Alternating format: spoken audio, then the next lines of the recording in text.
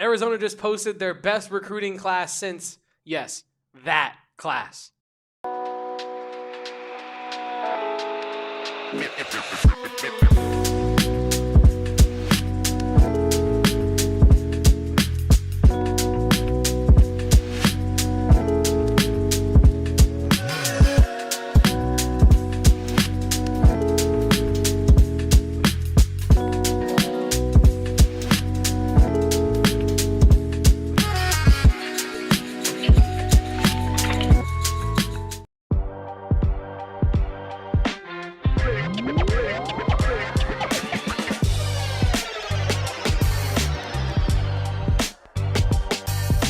Welcome on into the AZ Wildcats podcast live from Studio K, presented by our fine friends over at Circle K. I am Damon Fairall. He is one Kevin Thomas. We are the AZ Wildcats pod, and of course, we are presented, of course, also by our friends over at Brandon Bills. Always rocking Brandon Bills on this fine podcast. I know Kevin, he took off the Brandon Bills, but he was rocking Brandon Bills a little bit earlier.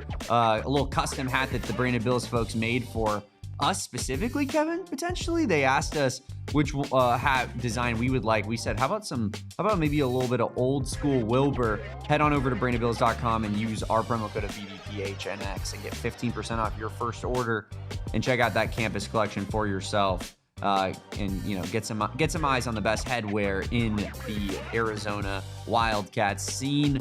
Like I said, I'm Damon Fairall. He's Kevin Thomas.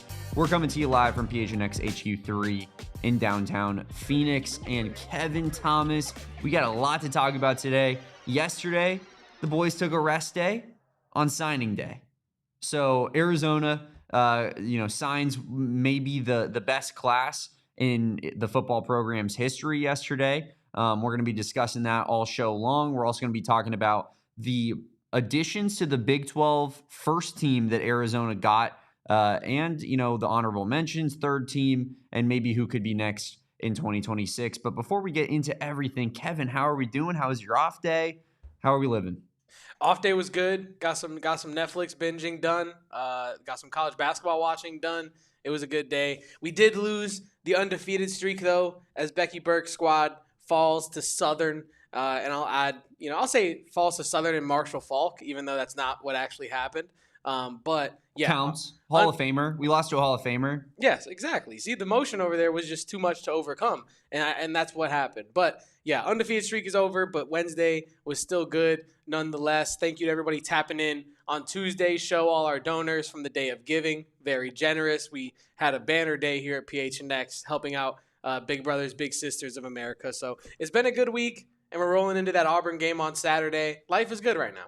Life is great. We raised a lot of money for charity. And yes, Michael, Tuesday was Damon get drunk at work day. That is exactly what Tuesday became. There was a point where I was laying on the couch after the show. I went and got myself a nice sandwich by myself. I sat just by myself at a restaurant just for about an hour. It was fun. We had a good time. We raised money for charity, and I'd happily get drunk at work again for a great cause, Kevin. We do owe the people, however, a few tasks here, including crashing the ASU pod, including working out with Becky Burke in the Burkout Garage, including our 24-hour stream, which was the holy grail that we accomplished when we reached our $500 number. And then what was that fourth threshold again? Oh yeah, the 999 challenge at an Arizona baseball game. We will be completing all of those challenges over the upcoming months. We owe them to you guys, and Kevin and I are good for it. We promise you that. In the name of content, we will do anything. We will embarrass ourselves, Kevin, as I said in a tweet on Twitter. I said, this is the number one sellout podcast in America. Put money in front of us, and we'll do whatever. Shake a little ass. Is that what I got to do? I don't know about all that. I don't know about all that, Damon. But it was for a good cause, I suppose. I don't know. Maybe a little bit more negotiating at the negotiating table might need to be done. We'll hit the drawing board again. Yeah, we'll hit the drawing board again about that. But you mentioned it off the top of the show. Yesterday, while we were off, it was a banner day, as Arizona football was not off work yesterday. It was National Signing Day, and Brent Brennan, Seth Diggy, and Danny Gonzalez and company, they were getting to work, getting those final commitments done, and they did. The best recruiting class since that class of 2022 that had Noah Fifita, Tetairoa McMillan, Jonah Savaiinaea, Kean Burnett, all of the most recent impact players pretty much for this Arizona Wildcats Sicario team. Davis. I think Yes. Ephesians Prysock was involved. It's literally a who's who of like the last 5 Jake years. Amanu. Yeah, it was pretty insane. Wendell Moy. Like that. It was one of the more ridiculous classes I've ever seen. And to make that all more impressive, Kevin, that was like right post-COVID times. And there was still, a lot of mask mandates and like issues with like traveling and whatnot. And Arizona did a great job under Jed Fish of scouting out the players and finding the undervalued prospects. And I think that you can draw a lot of comparisons here in this class in that, the Arizona had about like 3 4-stars 2 weeks ago. Now they got 6. Yeah. Well, what happened? They received some pretty big bumps in the recruiting rankings because 24/7 Sports, ESPN, Rivals, On3 thought that that there was a discrepancy in where these guys were ranked and where they should have been ranked. And you saw a lot of guys see a big rise, like Henry Gabalis, a tight end out of Washington. You also saw RJ Mosley take the biggest rise of anybody, and we talked about that a little bit on a pod last week. But RJ Mosley took one of the bigger jumps I've ever seen out of an Arizona prospect, Kevin, rising from he was, I believe, like I'm looking here, he was an 87 rating and ranked 978 just on November 8th. And then on November 19th, he was 112 and a 94 rating. He jumped 800 plus spots, Kevin, in just 2 weeks there. So one of the biggest rises I've ever seen out of an Arizona prospect. But you got 6 4-stars. You're not done yet. You got a lot of transfers you can add. I think you have a lot of playing time that you can still, put on the table for these recruits and say, hey, Arizona, like we had a great season this year. We're losing some players, but that just means that there's more opportunity available for players that are looking for playing time to come in and get that right away. So I think that Arizona has a lot going for them on the recruiting trail right now. And the high school ranks, like that's the other part of it, is that the transfer portal is crazy these days now. So getting this good of a high school class as your basis to work off of before you reach the transfer portal, I think that's a pretty special spot to be in. I think so too. And, looking back at this 2022 class, Damon, we're talking about, I believe, 3, 4. You got a couple 4-stars in there, but you do not have 6 4-stars, which is what you have in this upcoming class of 2026. Yeah. And you mentioned the playing time that is still on the table. You don't have a lot of DBs in this class, right? As I put it in our show rundown, and as you can see on 24/7 Sports' website, right now it looks like Xavier Hiler is the only DB that Arizona has currently signed to that 2026 class. And as we know, you're likely losing Genesis Smith to the NFL draft. You're losing Traden Stukes, likely to the same thing. You're losing Dalton Johnson. You're losing a ton of DBs that are making impacts every week for this Arizona football team. Yeah. And so I think that is probably an area in the transfer portal where you're going to see Arizona probably get pretty aggressive in terms of being like, hey, we have a ton of play time to divvy out. And as you can see what we were able to do with these guys last year, we can have you kind of come in and play that same role. You can play that Genesis Smith role. Name an athlete from a team that wants to come up and try to make their name in the Big 12. So I think that Arizona has a lot of room to still add to this class, like you mentioned. But if they were to just add a couple players on the boundaries here, this is still a very solid class on its own. You have a quarterback as like the foundation of it, Oscar Rios. You have multiple offensive linemen, Malachi Joyner, Justin Slayer, Morales, Khalil Shinogo, Nathan Allen, Kaisi Lafataga. There's a lot of offensive line bulk in this. And then you have your skill position guys, Brandon Smith, RJ Mosley, Caleb Smith, Hamisi Juma. So this class kind of has it all outside of like a ton of DBs and whatnot. But even then you have two safeties in Hannibal, Carter, Navies, and Griffin Tillis as well. So, there we go. Yeah, I mean, that one's pretty phonetic. But yeah, you know what I mean? This class is already kind of balanced. And so I feel like Arizona, given the transfer portal coming up this season, you could really put together one of the stronger classes in the country. And I'm not talking about like, oh, is Arizona going to have a top 5 class? But I just mean in terms of actual impact, right? Actual like snaps played over the course of a career and actual win shares. I think this class could definitely come through and be a huge impact for the Arizona Wildcats. Yeah, I mean, it's all about retention these days because a lot of, you can have as good of a high school class as you want, but when these guys become sophomores, juniors, are they leaving and going elsewhere? Because then what impact is that having on your football program? They sat for a season, played special teams for another, and then they transferred the first chance that they had to get playing time at a better school or get more money at another school or whatever the case may be, right? But I think that Arizona, and as much as, we have been kind of making a light of it all season, but like with all the red line stuff, and you put the thumbnail today, Kevin, red line recruiting, like I think that there's something to that culture that's being built of like, if we can get these guys to stay here and develop, because it's not just about, can we get this high school recruiting class and then these guys all leave us? It's about, are these dudes locked into what Brent Brennan and his staff are selling, what the long-term vision is? And with that 2022 class that had 5 4-stars and all those great 3-stars as well, they all stayed for the most part. Yeah. Eventually they might have left when Jed Fish left, but they stayed to the point of making themselves quality football players at the University of Arizona. And that's the name of the game, truly. But I do think that your point on the lack of DBs in the class is actually really interesting and bears noting. It seems very likely now, with that being pointed out to us here, that the plan is to get experienced defensive backs that have done it tangibly on the field in a college football game before. Hopefully at the Power 4 level more than the Group of 5 level or the CS level, right? So I think Genesis Smith likely gone to the draft, although there have been some people that have said, maybe he's leaning towards being more of like a 3rd round pick. Maybe he tries to come back and up that draft standing a little bit. We'll see. But we know Dalton Johnson and Traden Stukes are gone, 2 first-team All Big 12 defensive players. It's I think there's a lot to sell from a playing time standpoint to, different DBs across the country of like, this is what this defense can look like when we have elite defensive backs.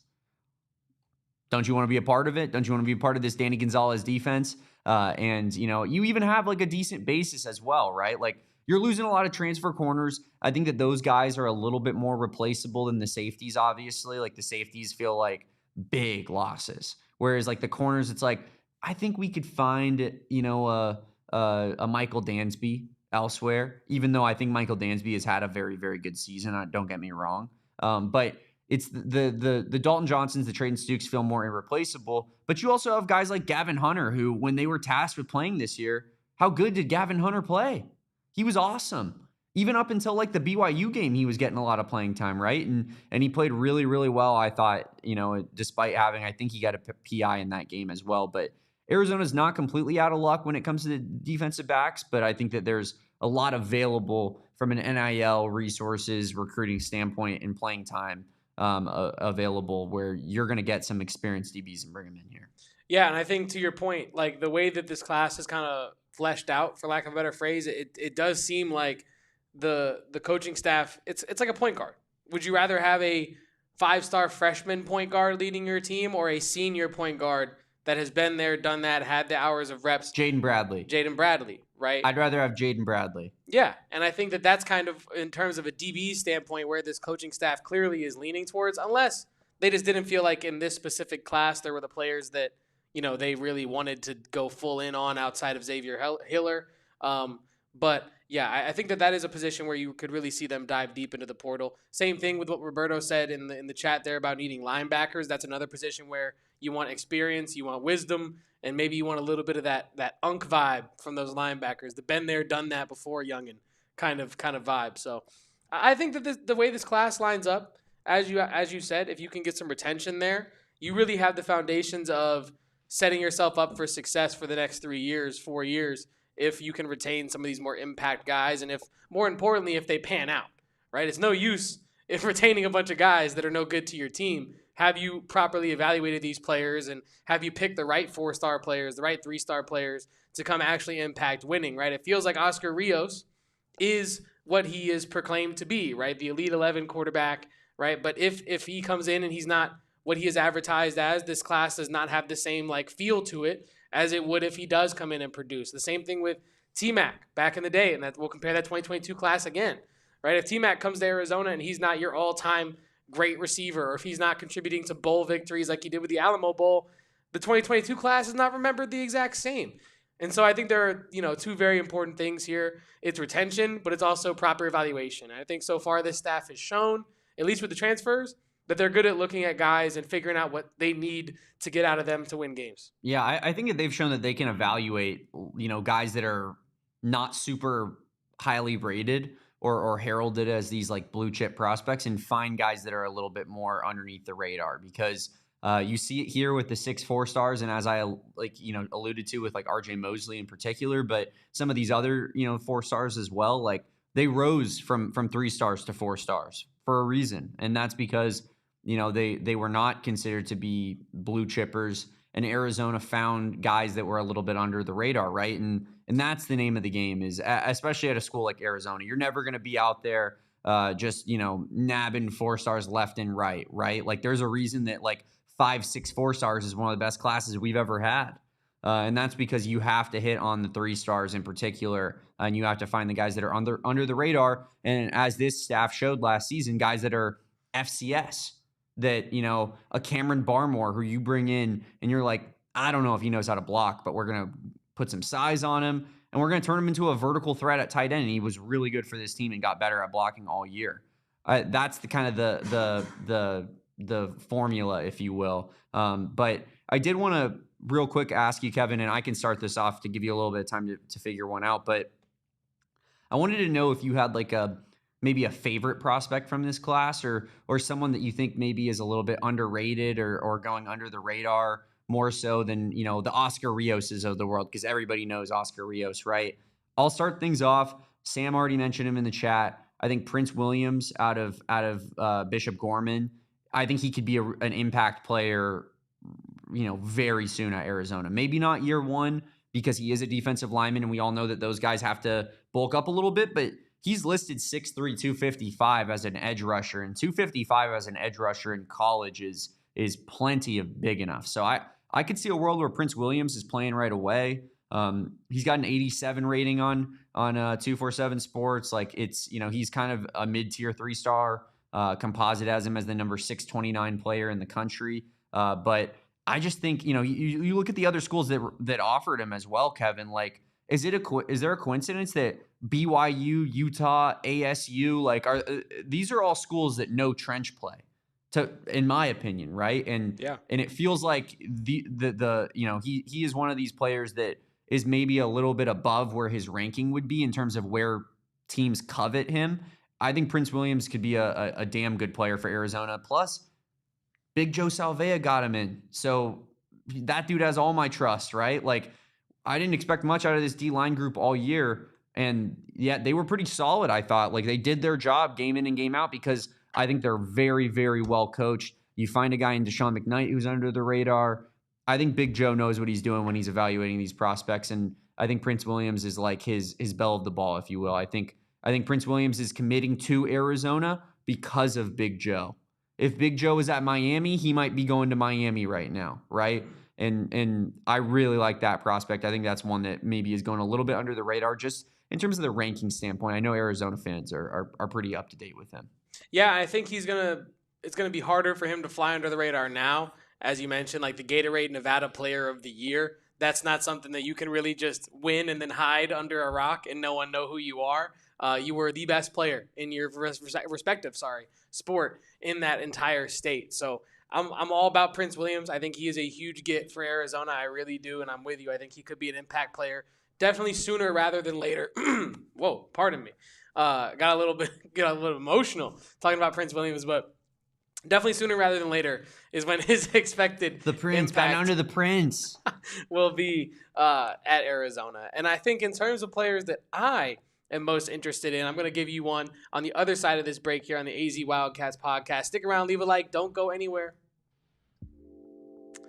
Yes, Damon, we are talking about our friends over at Aura Frames. You can get $30 to $5 off of a late, well, I guess not late at this point in time, but you never know. You want to get your Christmas shopping or your holiday shopping done ASAP, as soon as possible. And if you are, like me, someone who doesn't know what to get, many people, I don't really think myself as a great gift giver. It's a lot of thought, right? Like, what does Damon really want for the holidays that he doesn't already have? right? We all have that friend that's hard to gift for.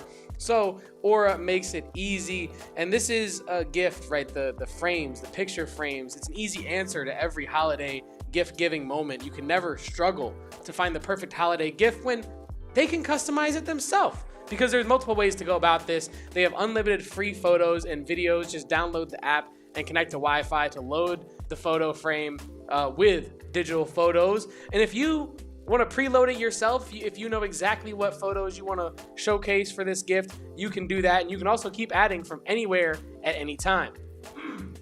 So not only can you personalize it, not only can you preload it, not only can you give the gift receiver an option to load it themselves, there's a gift box included. Every frame comes packaged in a premium gift box with no price tag. So you don't even got to worry about, getting it in the mail, going to the store, getting gift wrap, getting tape, getting scissors out, cutting it precise. Oh, I cut it too short. Redo it up. No, it comes in the gift box with no price tag. So they don't even know how much you spent on it. And that is the holiday spirit. So for a limited time, save on the perfect gift by visiting auraframes.com to get $35 off Aura's best-selling carver mat frames, named #1 by Wirecutter, by using the promo code PHNX at checkout. That's AURA frames.com, promo code PHNX. This deal is exclusive to listeners, and frames sell out fast, so order yours right now to get it in time for the holidays. Support the show by mentioning your 2 favorite Wildcats at checkout. Terms and conditions do apply. Kevin, speaking of Aura, how about Gila River Resorts and Casinos? Ooh.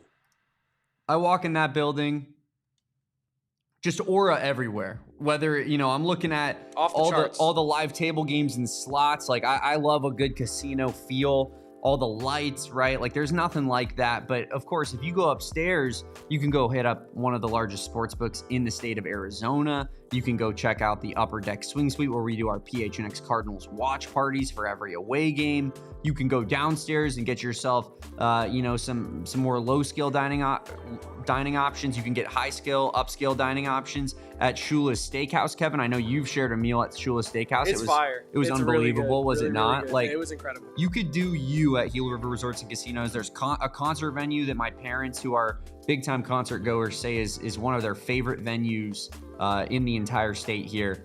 Gila River Resorts and Casinos has it all. It is truly like having Vegas in your backyard without the Vegas smells, the Vegas prices, the Vegas travel, because we all know how much a red eye or a trip that you got to drive up through Kingman sucks when you're trying to get to Vegas, right? Like, this is right here in your backyard. They got 4 locations all throughout the valley. It's the perfect place to staycation at. If you have a family, you can bring them. If you want to leave the kids at home, you can do that too. You do you.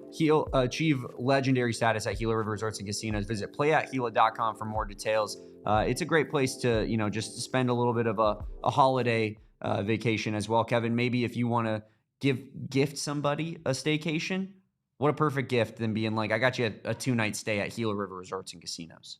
Go crazy. Go insane. Sorry, I had to put the hat on. It's a hat kind of a day. We are presented by Branded Bills.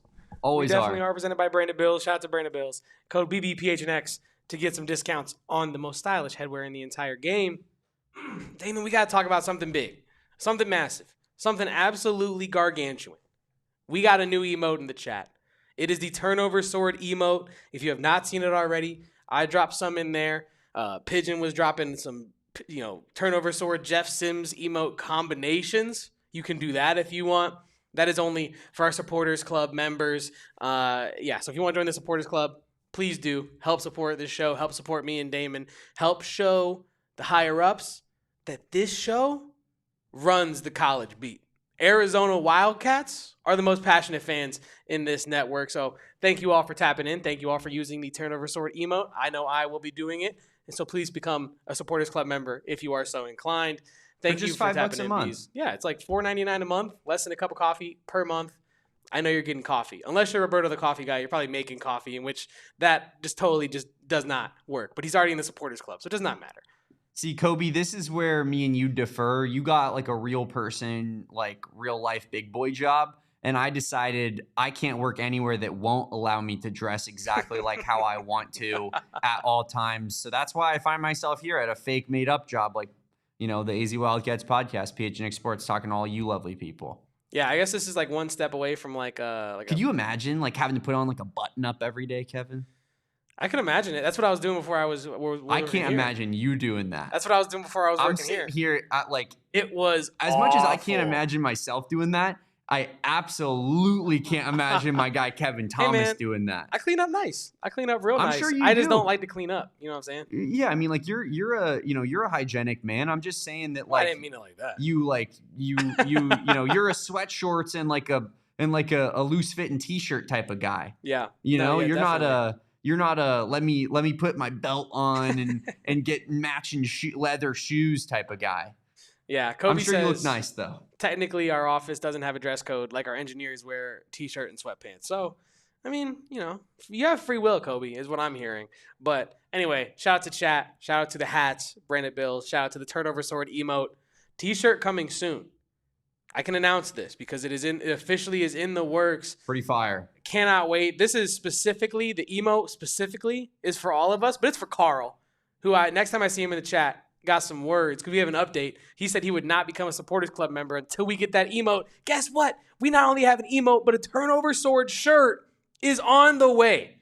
Chat. We have a turnover sword shirt on the way. It's beautiful. I've seen the design. I love it. The sword is incredible.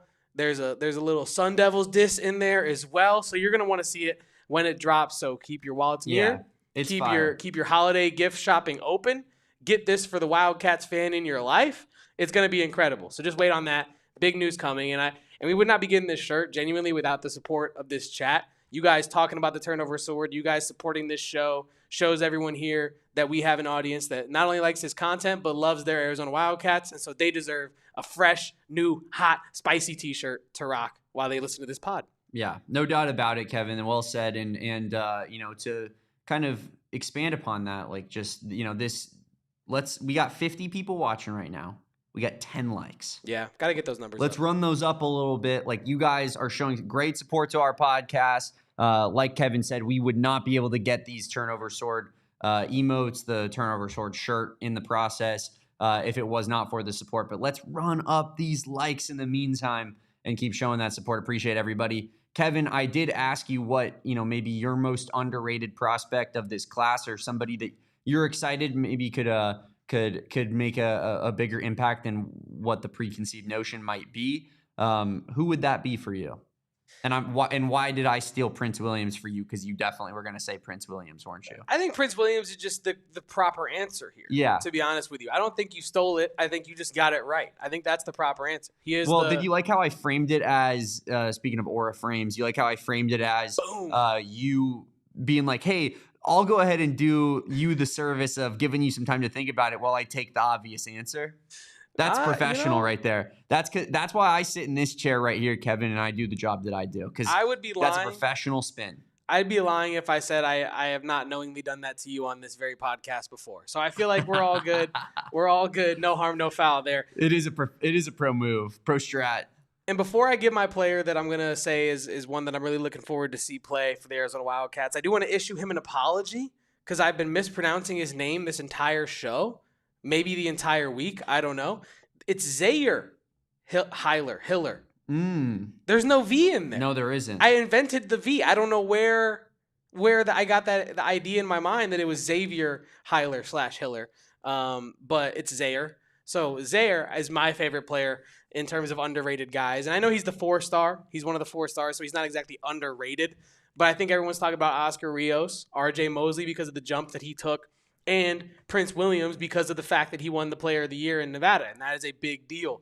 But I think when we're talking about what does this Arizona roster actually need, it's DBs and it's linebackers for the most part, folks. Right? It really is. And I think having a 6'4", 180 guy from Texas come in as a 4-star really gives me hope. I know he chose Arizona over some schools that maybe he should have chosen Arizona over, right? Like Oregon State, Bowling Green, Colorado State, Louisiana Tech, right? It's not exactly like, Arizona robbed Alabama of their next lockdown corner. But I do think in a year where you're going to need just more talented bodies in the DB room, he is the guy that I am looking towards. I also want to give a shout out to my guy that I don't actually know or have never actually conversed with because he has the coolest nickname, Justin Slayer Morales. Yeah. You need offensive line help, Justin Slayer Morales has your back. I think this class, I said it earlier, it's balanced. It has a lot of pedigree to it, right? Oscar Rios, Elite 11, Prince Williams, Gatorade Player of the Year. And I'm excited about what Brent Brennan's been able to do. And I think that's like my biggest takeaway from it is that Brent Brennan actually was able to recruit last year in the portal after a 4-8 season. And now we're seeing when he's winning, he can actually stockpile. When he's winning, he can actually turn that into real recruiting momentum, which I think is something a bit of a question mark as of before National Signing Day yesterday was, could Brent Brennan, like we thought he could after the transfer portal recruit just as well this year, if not better, with not only a winning season, but a full cycle to do it. And it looks like he's doing just that. So yeah, this high school class has me pumped, but I'm really excited for that transfer portal class because it could get very interesting with this class of 2026 in terms of like the all-time Arizona recruiting classes, right? Yeah, no, definitely. And, you know, when looking at the class last season, it was rated, I'm looking at it here, overall from recruits and transfers, I believe it was 16th in the conference last year. So now you actually have it was 9th in high school recruiting, to be fair. And the transfer portal recruiting was not heralded as all that great, which we all know was ultimately incorrect because the transfer portal guys ended up being pretty impactful on this year's team. So you're right. Now they have winning to capitalize on. They have momentum built, and hopefully they can kind of snowball this into, you know, an even better recruiting cycle year after year. Obviously, that's a little bit unrealistic, but this one is in a really good spot right now. Xavier Hiler, another one of those guys, Kevin, that took a giant jump. He moved up about 300 spots, Roberto. I know Roberto was saying that it's crazy that a 4-star had those kind of offers, but he was kind of a mid-tier 3-star for much of his recruiting process until recently, and he made another jump similar to an RJ Mosley, but not quite the 800 spots that RJ Mosley jumped. Can I ask you a question? Yeah. That might take like 30 seconds of research on your half? While I finish asking the question, I'll give it to you on the first end, and then I can finish setting it up on the back end. But how many players from this class have taken leaps like that of like the top guys? Because I feel like if that is actually a trend that we're seeing of some of Arizona's top guys in their class being under-recruited, boom, leap signing day, I think that actually does go to indicate that the recruiters at Arizona are doing their job properly. I think it goes to indicate that they're on the front end of these talented players and they see the talent before other people do. And they get in there, make the relationship, and then once they get on and popping, for lack of a better phrase, Arizona's already in the front door and having made that relationship. And maybe it's why, I mean, now I'm speculating, but maybe it's why you see a player like Xavier Hiler not have a ton of high-level offers because maybe coaches see, oh, he made a jump. Maybe I should go check out that 4-star. Oh, okay, Arizona's already had the relationship. It wouldn't be worth the investment at this time to try to go in and do that at the late stages. So I actually think that is a great sign that some of Arizona's best players have taken leaps from being under-recruited to being somewhat stars of their respective positions. Well, Kevin, if you don't take into account that Arizona and their powers that be are going behind the scenes to, inorganically raise these ratings. That's via ASU fans on the 24/7 message boards. Wow, people are so silly. ASU fans believe that that there are people that are going behind the scenes and boosting these ratings because that's the kind of power that Arizona football holds in this world. You know, everybody knows Arizona football is top of the top, sleeping giant football program. I thought they were irrelevant, though. I was told that they were not relevant. Well, no, but we're irrelevant, but we also have the people that work at 24/7 Sports at the top doing stuff to purposefully boost our program standing. So we're simultaneously the least powerful and least relevant program, but also simultaneously like evil behind the scenes. Yes, doing but everything. They have the most level 1 infractions in NCAA history. Interesting. I don't know how that logic checks out. Bold strategy. We'll see how it works out for him. Shall we keep talking about some football, though? What a crazy conspiracy to have, though. But one last prospect I wanted to touch on and talk about as being an extremely underrated piece, in my opinion. His name is Dash Fifita.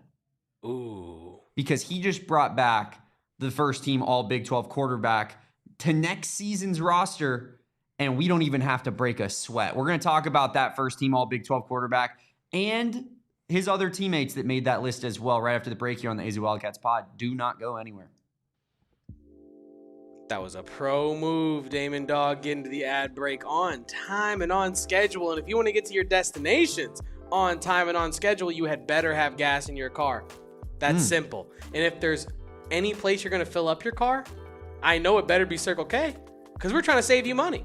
If you have been listening to this podcast for any amount of time and you have not already signed up for the Inner Circle, I would like you to try to do a little bit of math during this ad read. Try to figure out how much money you missed out on by not becoming a part of the Inner Circle, saving 25 cents off per gallon on your first 5 fill-ups. And then every subsequent fill-up after that, 3 cents off per gallon. And then, once you reach a certain threshold, 5 cents off per gallon. And it doesn't sound like a lot, 5 cents off per gallon, but it definitely stacks up over the course of time. And you're saving countless amount of, I guess you can definitely count it, but you're saving a ton of money at the end of the year with Circle K being a part of the Inner Circle. And if you're like, what about the food inside? Do I get any savings? Of course you get savings. They got meal deal, matrices, deals on Celsius, Celsius, all that good stuff over at Circle K. 79-cent Polar Pops, 99-cent Frosters, and you can save 30 cents off per gallon when you buy 3 12 to 16 ounce Celsius. So join that Inner Circle for free by downloading the Circle K app today. Terms and conditions apply at participating locations. Visit CircleK.com for more details. Love Circle K and also love this sponsor of ours. It's Game Time, because it's always game time on the AZ Wildcats pod. And Kevin, I took advantage of Game Time, and I'm actually going to be using Game Time for some tickets tonight. I'm going to see Shane Gillis in Tucson. Yep, that is tonight. God, I'm a bad planner. And he is coming to Phoenix on the weekend. So if you guys are up here in the Valley and you still want to go to that, go hit up the Game Time app. The closer that you get to the event is going to be the cheapest tickets possible. That's what I was doing on Game Time. I found some tickets that I could not refuse, and I said, give me those. Give me those. I love Game Time. I love that they show me exactly where my seat is going to be, what that viewpoint from that seat is going to be. I know I'm in the TCC in a fairly low row, so it's going to be a great seat. No bad seat in the house, technically, but talk about the price point as well, Kevin. Just absolutely the cheapest price that you could get out there on Game Time. If they don't have the cheapest price, they have a Game Time money back guarantee where they'll refund you 110% of the difference. Take the guesswork out of buying tickets today. Download the Game Time app and create an account. Use promo code PHNX to get $20 off your first purchase, or head on over to gametime.co. That's gametime.co for their website. But like I said, that free app is so easy to download, so easy to sign up for. Get that $20 off with our promo code of PHNX. Tap, ticket, go. Download the Game Time app today. Kevin, what time is it? Game time, and it's time for me to look on the Game Time app right now. That's what I'm doing for Shane Gillis tickets for tomorrow. It's tomorrow in the morgue. So I will be on Game Time, maybe, getting to Shane Gillis with our friends over at Game Time. So it's Game Time. Arr, arr, arr. That's what you were looking for. Might have to utilize that promo code. Save yourself a little bit of cash off the top. See, me and Max used that promo code of PHNX to go to Friday Night SmackDown a couple weekends back. So gonna have to maybe, I don't know. Maybe just not use Jonah's email. Maybe Jonah will have to be the one using that promo code of PHNX. Also, I wanted to shout out Erica. Erica, thank goodness Erica is safe. 1, everyone go to Twitter and tell Erica I'm glad you're safe. Our and queen. 2, the ad read saver, because I forgot to mention in my Circle K read that you can now get 3 Amigos Blanco at Circle K. Is that a fact? That is a fact. Wow. Unless Zach Bossy is a liar, that is a fact. Wow. Yeah. Special. Yeah, 3 Amigos at Circle K now. Well, 3 Amigos Blanco at Circle K now. I'm not really sure about the Ramona's Reserve. Maybe potentially a future play. I don't know. I'm not in the back rooms of 3 Amigos getting the deals done, but they're working with Circle K, getting the Blanco in there, and now you should go get gas, go get a hot dog, some chips, and some 3 Amigos Blanco. That sounds like a great time to me. What else do you need in life? What else do you need in life, truly? I don't know. I guess my girlfriend. Yeah. She'll be upset if she heard that. Yeah. You were going to see, you said your girlfriend, and don't take this the wrong way. I was going to say a little bit of Noah Fifita. Oh. Because that guy is, Tommy Lloyd. I'd fight in his army. Tommy Lloyd. Yeah, but I'm trying to do a thing. Where you're being a professional, and now I'm doing a hypothetical. And then you kind of just derailed the convo over here. Well, give me Danny Gonzalez. Back to trading Stukes and also Dalton Johnson, because those are the guys that, of course, were Arizona's representatives on the All Big 12 first team. Noah Fifita being the Big 12 first team quarterback. That's right. You heard that right. Big 12 first-team quarterback. Unfortunately, Kevin was not the offensive player of the year. That went to LJ Martin of BYU, the running back, who had a great season. But as the quarterback, like how many times does the first-team quarterback not win the conference offensive player of the year award? That's actually a great question. I feel like we should go back in the history and research this. Especially in the Big 12. That could be a great tweet. That could be a great tweet. It could be a great tweet. But that would have been nice to cap off this great season for Noah Fifita with that award. But he's still honored in the acceptable manner nonetheless, right? Because he was, given the crown of the best quarterback in this conference over the course of this season. And I think it's kind of inarguable. I was scrolling comments, Kevin. I wasn't seeing anybody being like, yeah, it shouldn't have been Fifita.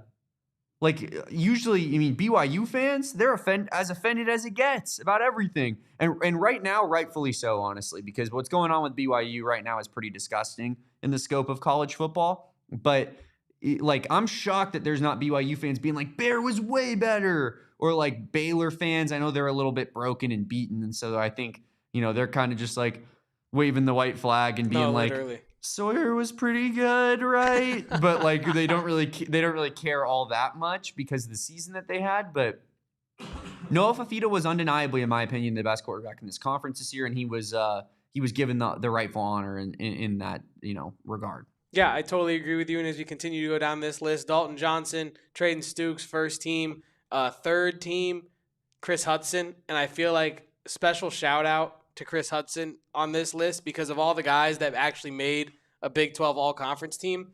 I feel like he was the one that really earned it with the way that he played at the end of the year. I'm not saying the other guys did not earn their spot, but what I'm saying is I feel like Chris Hudson was a guy that maybe was not on track to make an all-conference team halfway through the year. And in that second half of the year, what did he finish with? 3 straight 100-plus, 115-plus reception yard games? On the 5-game win streak, he averaged 85 yards a game about. He completely played himself into an all-conference slot. And I think for that, he deserves a ton of plaudits. I think, think back to the preseason when we're talking about how this team needs a guy to step up and take the reins of being the number one receiver on the team if this team is going to reach their potential. Yeah. And it was looking like maybe we weren't going to have that for a long time. Chris Hudson, I guess he gets healthy, I guess whatnot. I don't know what because I think he was one of those guys like an Ishmael Mahdi that had a little bit of a hiccup in the fall training getting into the season, and so maybe it kind of slowed him down playing into his pace and playing into his skill set in a new system. But once he got comfortable, man, he got real comfortable, and he was really productive for this team. So I wanted to give him an extra shout-out in addition to Tay Brown, Javion Cole, and Genesis Smith, who we know are all ballers, especially Genesis Smith, who's looking at playing at the next level, potentially as soon as this upcoming offseason, hopefully as soon as next offseason, so we can get another year out of Genesis Smith. Honorable mentions there, Damon: Ishmael Mahdi, Nunu Watley, Trey Spivey, Ty Buchanan, Max Harris, and Deshaun McKnight and Tia Savaiinaea. Do you think if Trey Spivey had gotten more run, he could have maybe cracked the third team with as many touchdowns as he put up? If he gets 15 more targets, you think he gets enough yardage to get up there? I just think I think that the conference is stacked enough from a wide receiver standpoint that would have been really difficult. I'm looking here, Kevin, at the wide receivers. Chris Hudson makes it, obviously, and he was by far the Arizona's best weapon at any point of the season. And he probably barely makes this team. Chase Roberts makes this team on the third team. Yeah, this with the sweetest celebration in the world. Emmanuel Henderson of Kansas, who had an unbelievable season. J.C. Brown of Kansas State. I just think it would have been a tough task for Trey Spivey to make this list. However, and we're going to get into this discussion here in a second, I think that there is a big opportunity for Trey Spivey to be on this list next year. And he's going to have a really good shot at doing so. So that's going to be interesting to see. But all in all, you get a good amount of representation. Was there anybody in particular that you thought maybe was left off of this list that you thought should have been included, or? Off the top of my head, I don't believe so. I think it would have maybe been a Trey Spivey, but he didn't really have the production that warranted being on an all-conference team. I think he had the potential to do that this season with as many touchdowns, as many actual points as he produced. I think if he got any amount of yardage over a certain threshold, he would have almost had to have made an all-conference team. But I do think that this is pretty much all the guys that I would have had on there. I do think the choices between maybe Stooks and Smith for first team must have been pretty tough. I'd have to go back and look at the stats. Well, Smith made third team. That's True. maybe the most surprising one for me is that Genesis Smith was not on the second team. It's hard to put 3 Arizona DBs on the first team, right? Yeah. But I was a little bit shocked to see that Genesis Smith, like, no disrespect to the guys that all made third team, all very deserving and had great seasons, but it feels like Genesis Smith was maybe a step above those guys for the course of the season. And then that should have maybe been a second team threshold player, but all in all, it's hard to feel disrespected by still making it on one of the 3 teams here. Yeah. And I honestly, I do think that Genesis Smith, and I know I just said it kind of in a roundabout way there. I just didn't really put 2 and 2 together like you did because you're smarter than me. But it feels like Genesis Smith should have had a nod at being higher on this all-conference team list, considering, like you said, I felt like he was probably the best out of those players consistently all year, potentially in terms of, like, maybe not production. I know Dalton Johnson had a ton of tackles and whatnot, but yeah, Genesis Smith, I think, deserved a bit more respect than getting third team on this list, one step above the honorable mentions on this list. So in terms of Big 12 conference awards, though, Damon, there were some things that I think I wanted to talk to you about today, because I was going through this morning, and not only was there a typo in the Big 12 Conference's initial tweet of Coach of the Year when they said L.J. Martin was Coach of the Year when it's really Kalani Sitake. Were there any Big 12 yearly awards that surprised you? We got Kalani Sitake at Coach of the Year, L.J. Martin Offensive Player of the Year, Defensive Player of the Year Jacob Rodriguez, and then all those first team accolades and as well. I wouldn't say it surprised me, but I think Kalani Sitake winning that Big 12 Coach of the Year award, I'd love to see what the voting ended up being, because I would imagine Brent Brennan was second, right? Had to have been. Like, you can't put Willie Fritz over Brent Brennan when he was picked to finish higher preseason and then also finish lower than him at the end of the season, right? Because that would be the only other guy that I think you could really even make an argument for. But I wish I could see that voting and the breakdown of it, because I think Brent Brennan probably got second. We had this conversation the other day. Sitake did an unbelievable job, lost his quarterback late in the process, brought in a new guy. A freshman. Who was, fairly unknown and ended up being probably better than Retzlaff ever, you could have hoped he would have been last year, and should make the playoff. That being said, I think BYU was really, really good last year. They had a lot of great players in place. Like, what Brent Brennan did was play way more above his level of what was expected of him than what Kalani Sitake did. Yeah. And 11-1 is above that level, but I think most people thought BYU would be like 8-4, right? Like somewhere in that range. Arizona was thought to be a 5-win football team by many. So that one's a little bit interesting, although I understand it, and I think that it was always going to be Sitake no matter what, Kevin, in that regard. Are you a little surprised not to see Michael Salgado Medina win a Specialist of the Year? Come on, man. No. I mean, am I going to improv and say yes and I think it's a travesty, and yes and I'm going to storm the Big 12 headquarters, and yes and I'm going to personally hold the ball for Michael Salgado Medina as we kick 1,000 field goals this summer every day? No, man, I'm not surprised to see him not make that. But man, that's not where I thought you were going with that. I was going to ask you a question of, do you think if the Big 12 had a spine and did a preseason poll that Brent Brennan would have had to have won the award? Like, do you think that if they had there? Yeah, I think it would improve his case, right? Because what we're saying is true. Like, no one expected Arizona to be good, and in every preseason ranking you could find, Arizona was in the bottom 3 essentially, unless it was done by an Arizona fan or media member, probably. Even then, it was probably hard to find one where you're higher. But yeah, I mean, I think that would have definitely put some tangible proof in front of these voters' faces to be like, this is the narrative that was made before the season about Brent Brennan. This is how it played out. Look how wrong y'all were.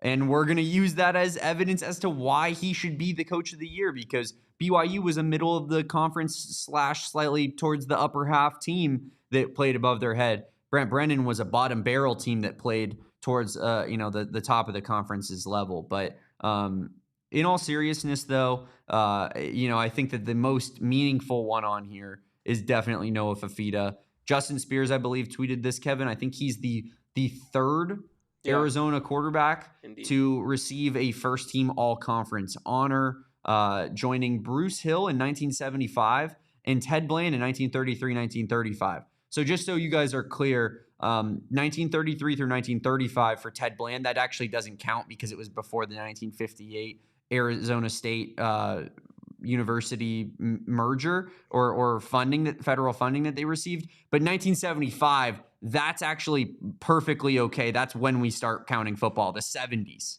is actually exactly when we start football in college football. Coming up on 100 years before that first demarcation you had there. That's kind of crazy. Yeah. 100 years ago, Damon. Yes. That's wild. It's insane. Noah Fifita is special and build the statue yesterday. Make a cool one, not like the D Wade one. And I want that now. You can't do that to my two favorite athletes of all time. Yeah, at that point, maybe it's Damon. Maybe Damon is secretly designing these. If they make a Fifita one where he looks like Dwayne Wade on that it's starting to become like, is this a personal attack against me? Man, it feels that way. It would feel that way. It really would. But yeah, no, he is the third player to do that. It's very special that he's done that. He could go back to back as well. And I think that's crazy in the sense that, I mean, Arizona stands to potentially build on what they did offensively this year. I know defensively you have a lot of, moving parts over there. I'm not going to necessarily expect Danny Gonzalez's defense to be like number one against the pass, number one EPA against the pass all year next year like they were this year. Yeah.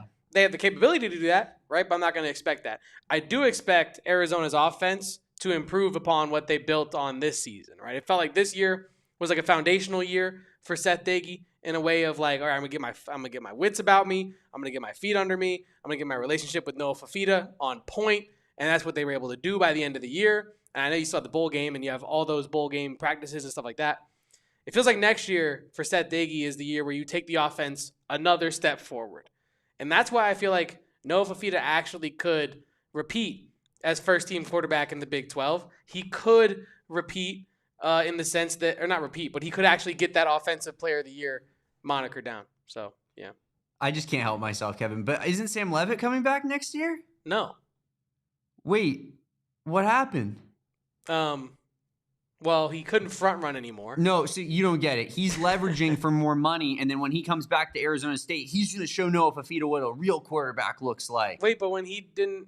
See, that's my thing, though, and this is not even a Sam Leavitt specific thing, right? This is like just any sport that gets paid and you only have a certain amount of money to where you can pay certain players, right? How does the math work in certain athletes' head where it's like, I'm going to hold this program, university, organization, franchise hostage for the money I want? Mm-hmm. That's an exorbitant amount of value.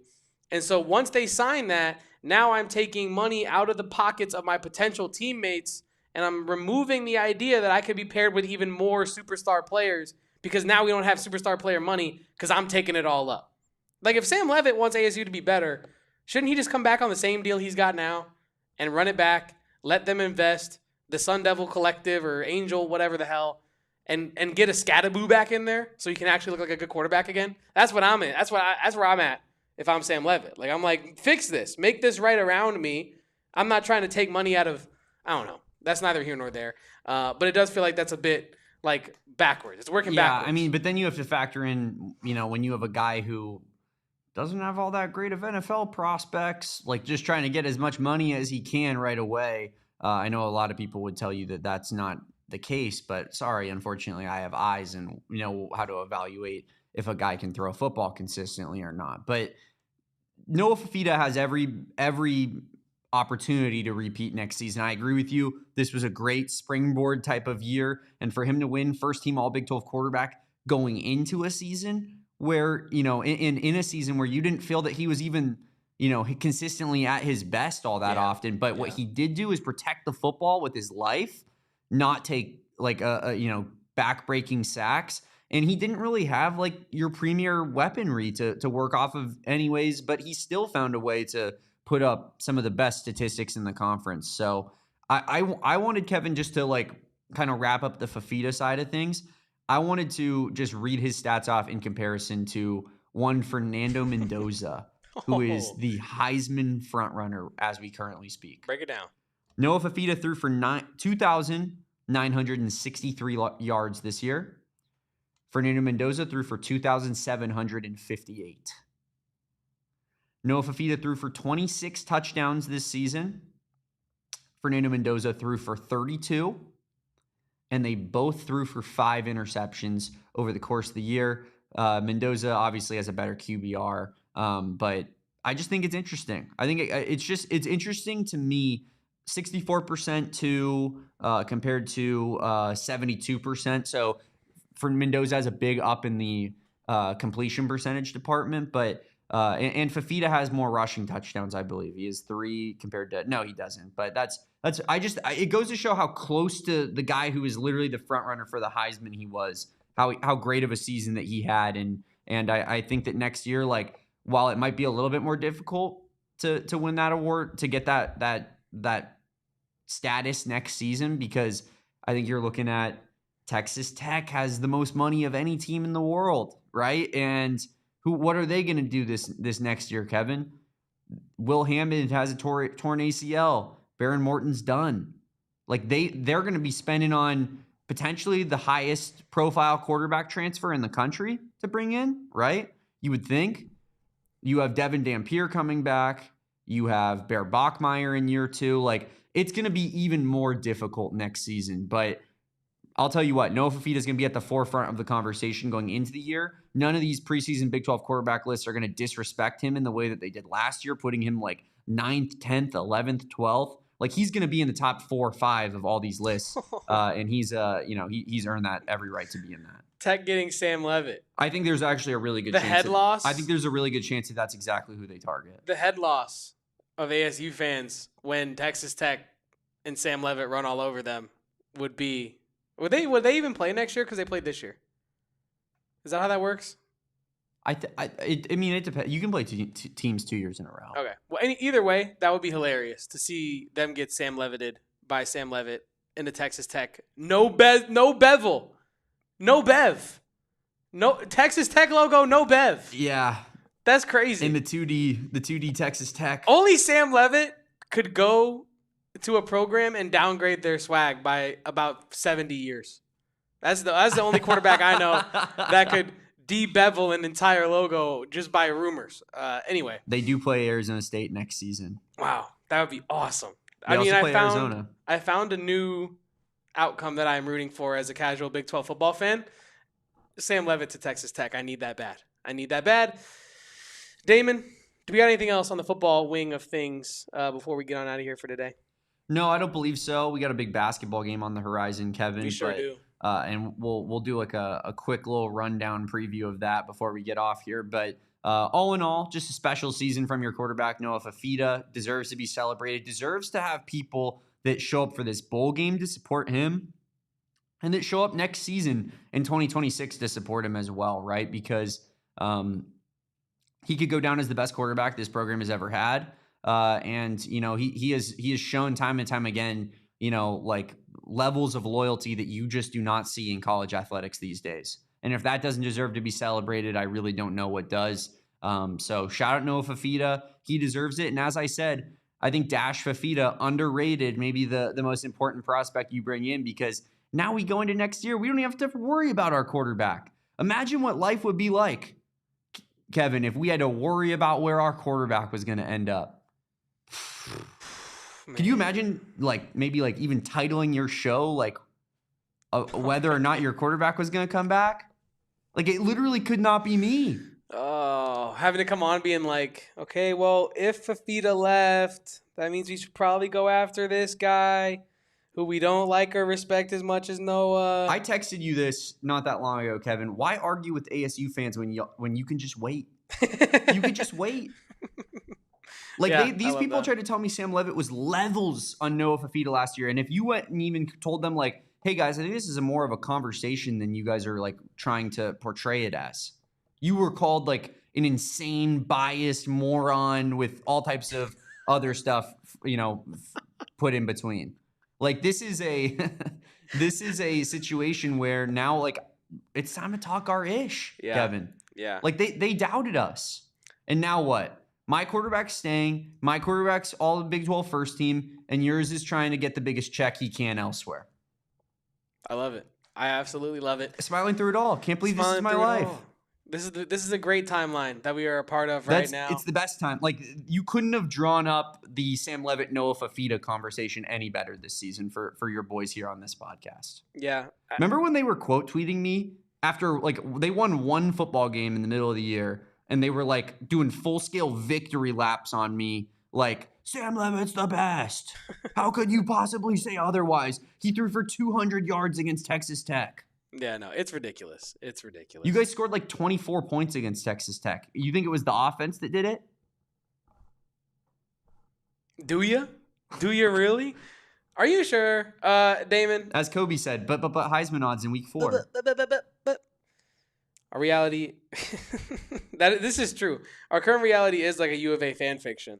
It is. This is nice. How, outside of like Sam Levitt staying healthy and just like stinking up the joint for like 8 weeks straight and then losing to Arizona in the Territorial Cup, maybe he like actually plays well in that game and then Arizona. See, now I'm like, this is how it actually gets written. But this is even funnier. Like, I agree with you. Like, beating Sam Levitt might have been best case scenario, but it is almost, there's like a level of which it's even funnier hearing them be like, if we had Sam Levitt, and you're like, if you what? Another hypothetical win for an Arizona State team.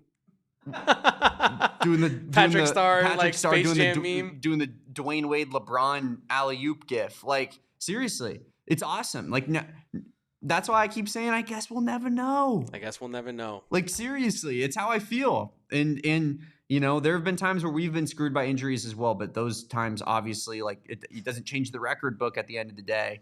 But yeah, this is it has been, as Max said, like a fanfic for U of A football fans in particular.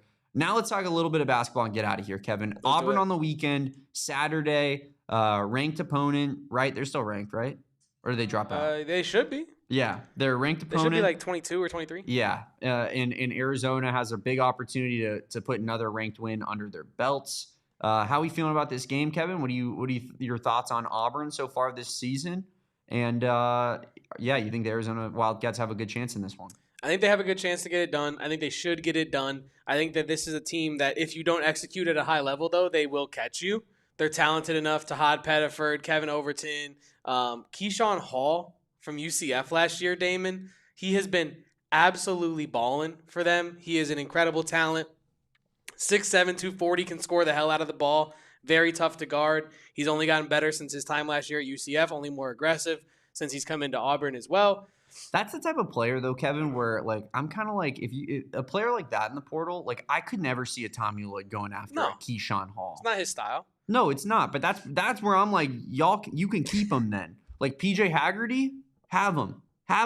Like, if you want a guy who's just going to ISO score for you and ball stop, like, that's perfectly fine. Keyshawn Hall is extremely talented and really difficult to guard in a one-on-one setting. There's no question about it. But I also don't know if his style is, like, conducive to winning basketball games. Yeah, I mean, I get you. I do get you. And I think that in terms of, like, would Tommy Lloyd ever recruit a guy like that? No. But Never. I think he's so much more like Tyrone Riley. Like, that's his type of player. It is. He's so much more like fundamental and can you play in a system? I don't need you to ISO. If you can ISO, that's like a little bit of a cherry on top, whatever. Keyshawn Hall is like a Hubert Jones or Hubert Davis kind of player where you're just like roll out, ISO, play, show off your skills. I like watching Hubert Davis teams play, to be honest with you. I would hate to root for a Hubert Davis team, but like as a casual viewer on national TV, like he's got stars and he just lets them play. You know what I mean? Like, that's fire. Like, I'm getting sidetracked. But anyway, Auburn. They have Keyshawn Hall, Todd Pettiford, Kevin Overton, Elijah Freeman, Keyshawn Murphy. We talked about this on McHale Madness the other night about how Jaden Bradley should be able to contain Todd Pettiford. He is an incredible talent, but he is not unstoppable. He is a stoppable player, believable in his day. And I think that I do like Todd Pettiford, a lefty, crafty lefty as well. I just don't think, like, what game was it? Let me pull up his game log here so I'm not doing, bad faith arguments here. But I watched him early in the season, and I just felt like there was something missing a little bit, and I just didn't like I was told all offseason, Auburn's going to be elite. They have Todd Pettiford, Keyshawn Hall. Todd Pettiford's about to take this ungodly leap forward into the stratosphere and become one of the best guards in the country. And he still is one of the better guards in the country, but, last night in a win against NC State, Damon, 32 minutes, 1 for 7, 6 points. Now, he did have a game against St. John's where he put up 27 on 10 for 19. Very good efficiency. But then he had a game against Jackson State where he played 22 minutes. I know that Jaden Bradley's done this, but he put up 6 points on 2 for 9. Jaden Bradley's not doing 2 for 9. He's coming out there. He might have 6 points, but it's because he's not having to. You're playing against Norfolk State, and we have it covered, Jaden. You can go relax, calm down. But I think Tahad Pettiford has such highs and such lows. A guy like Jaden Bradley can contain him. I think that those are the two guys that you're really most concerned with in this matchup, Keyshawn Hall, Tahad Pettiford. And I think that Arizona has those covered. We'll break more of this down tomorrow, like more in-depth actual analysis out of both of us. But for right now, where I'm at, get it done because you should get it done, but execute at a high level because they can catch you, even though it's Stephen Pearl, even though it's Tahad Pettiford, and he might put up 6 points. Yeah, and I think maybe Stephen Pearl ends up being a really good coach, but I do think he was put in a tough spot in year one where... Extremely tough. Replicating what you did last season is damn near impossible. What your father did. Yeah. While he's still there. And being given the role of head coach really late on in the process of the offseason. But it's just a team that you need to take advantage of in that sense. They are talented. They do have a lot of really good players, and they do have a good foundation of a program in place, no doubt. But Arizona is just better suited to be, an elite team in the year of our Lord 2025 / as we move into the big 2026 here. So, I think you got to take care of business. As Jervis says, I think I'm also more worried about Bama than I am Auburn. A lot of that has to do with not only that I think Bama is a better team, but the location of the games as well. You have one in McHale Center, you have one in Birmingham, which is essentially going to be a home game for Bama. So I think that this should be kind of a tune-up game of sorts for the Bama game, but you got to take this game extremely seriously because, as you said, Kevin, they could catch you on a bad day. We will be previewing this game all day tomorrow on the AZ Wildcats pod, 2 p.m. Make sure that you guys are there for that one. Appreciate everybody for hanging out with us today, talking about Arizona's great recruiting class and celebrating the 3 first-team all Big 12 players, including the third-team players and the honorable mentions here. Shout out Arizona Wildcats football and just the unbelievable season that they had, led by their quarterback, Noah Fifita, in this season. Fearless our leader. Captain, our fearless leader. What is it, no Fifi? I don't know. Isn't that what they say? I don't know. I just call him Mr. Fifita. Now I gotta look it up so I don't. I like to show a little bit of respect to my king. Man, all right, bro. I like to call him my lord. That's what I like to call him. That's crazy.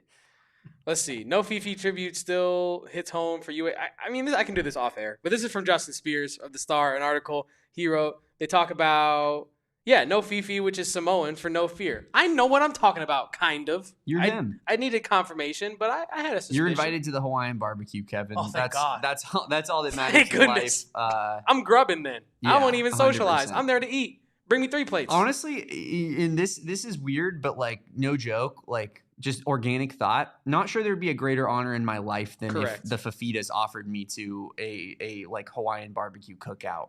I know that they're not Hawaiian, but a Polynesian Samoan, food cookout. Yeah. Oh my God. Yeah. I genuinely cannot fathom anything more that I would rather be a part of. Yeah. In my life. Also, Kobe, you are correct. It is in regard to it's a rally cry for Movau's late mother, Sheila. But it has been I think it was put on a shirt, and that's where I'm getting it from in that way of the no Fifi. Our fearless leader with no Fifi is the gist of what I was getting at to start this conversation. But I'm with you, and this is kind of it's pigeon-tailing. Sorry, with what another slur. Kevin can't help himself. With what I was going to ask you, Damon, I'd almost rather be invited to that kind of cookout than a barbecue cookout. If you're serving ribs and hot dogs and burgers, I've been there, done that.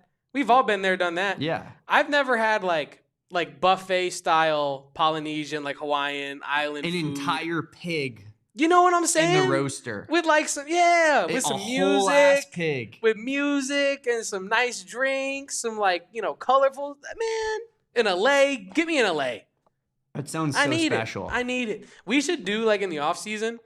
If we should give the chat a goal of a light goal or something. We should figure out something where how in 5th grade, I don't know what you guys had, but we had Miami Day, right? So in 5th grade, if we did like a certain number of books or whatever the hell, we got a Miami day at the end of the year as like our big graduation party where the teachers turned the classroom into an airport and then the outdoor area into Miami Beach. And so we would take a flight to Miami, and then while we're out there, they turn the inside back into St. Louis, and then we take a flight back to St. Louis.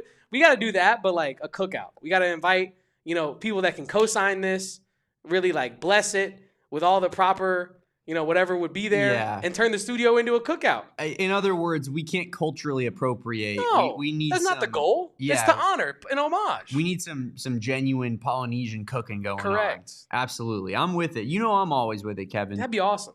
Well, turn Studio K into a luau. Or maybe you and your very kind girlfriend can just make me a bunch of food again, because that was delicious last time that we had it. But we will get into that more off air. Appreciate everybody for being here on today's show. Please drop a like on this video and subscribe to the channel if you haven't done so already. Rate and review on your favorite podcasting platform. We will be talking about this Auburn-Arizona game all day tomorrow at 2 p.m. Make sure that you guys are there for that one. In the meantime, follow me at Damon Dog, follow Kevin at KevoPost, and follow us at PHNX_Wildcats on all socials except for TikTok, where we're at AZ Wildcats Pod. Appreciate everybody for watching. We'll catch you tomorrow at 2 p.m. And until then, peace out. Bear down. And go Cats. This class is special, and I love Brent Brennan Ball. We all silly like the mayor.